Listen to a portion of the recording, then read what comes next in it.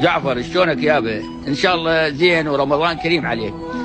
بس اكو قضيه ملاحظه كنت لازم تسمعها من عندي، ما يخص المسلسل.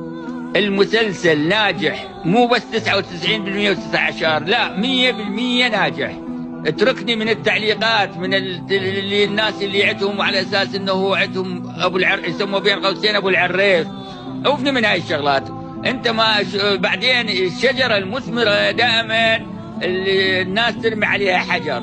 انت الحمد لله شجره مثمره وانطيت كل العطاء اللي عندك، والمسلسل ناجح 100%. وعرف الناس، اذا كانت الناس 20% تعرف حارث، الان الناس 100%. 45 مليون عراقي الان عرف حارث وعرف هسه حلقات 15 حلقه. قد يكون انتم عندكم تفكرون بجزء ثاني، قد يكون عندكم هاي مساله تخصكم.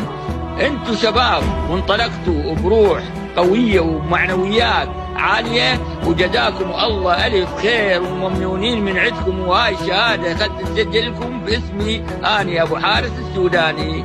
وشكرا جزيلا وسلامي لكل اخوانك وكل احبائك ولعائلتك، وممنونين من عندكم ومتشكرين.